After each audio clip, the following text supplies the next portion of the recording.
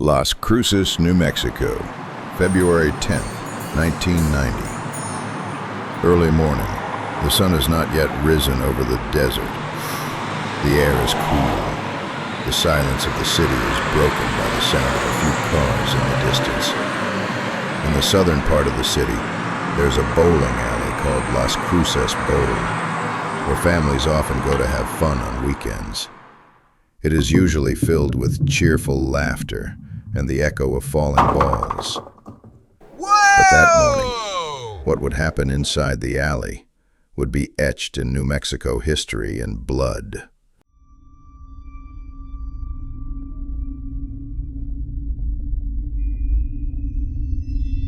Around 8 a.m., the bowling alley is not yet open. Only 3 people are inside.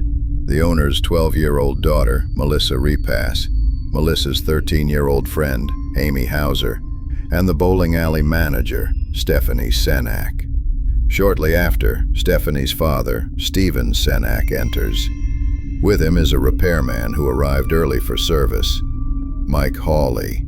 The day seemed to be starting normally, until 2 strangers walked through the door.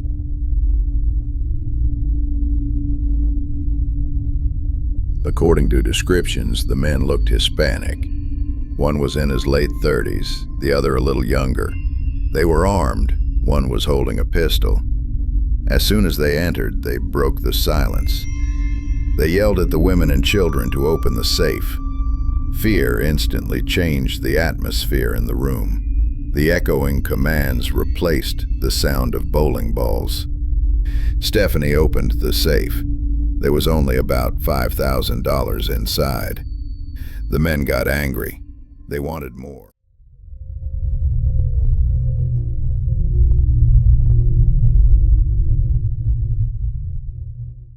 Instead of leaving after taking the money, the attackers forced everyone into the back room. Children were crying. Women were begging. Then, without warning, they opened fire. Little Amy Hauser died there. Stephanie was seriously injured. 12-year-old Melissa was shot, but miraculously survived. Covered in her own blood, she crawled to where the phone was. With her small body, she called 911. She was struggling to breathe.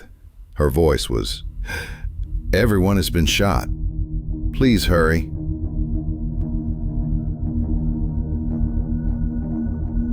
When the police arrived at the scene, the sight was indescribable.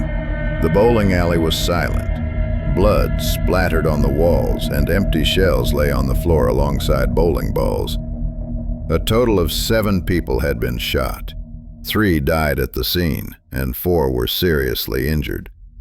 Some of the injured later died in the hospital. The attackers vanished without a trace. The police obtained descriptions of the attackers. One was 30 to 40 years old, tall and slightly overweight. The other was 25 to 30 years old, thin and short. But despite thousands of reports made in the city after the incident, no one could identify them. Although it was thought to be an attempted robbery, the savagery they left behind weakened this theory. Because the money had already been taken, still, why did they try to kill everyone? This was a question that remained unanswered for years. Some witnesses said the attackers had been seen at the back of the hall earlier. According to some, one of them could have been a former employee. Another claim was related to drug money. However, none of the theories led to any concrete conclusions. The bullet casings found at the scene came from a .22 caliber pistol, but that weapon was never found.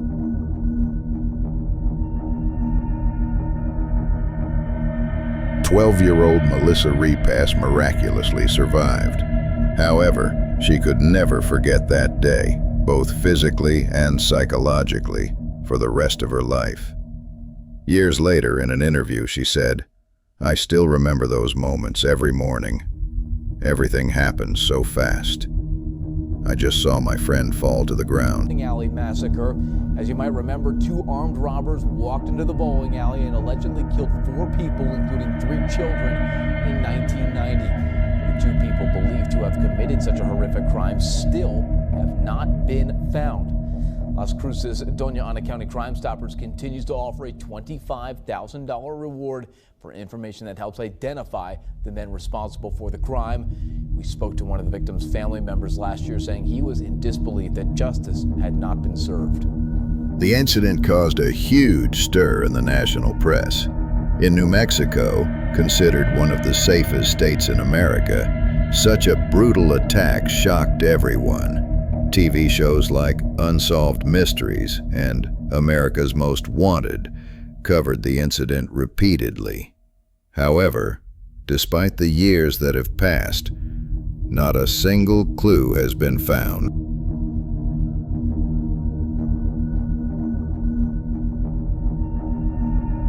The people of Las Cruces still remember that day. That bowling alley is gone now.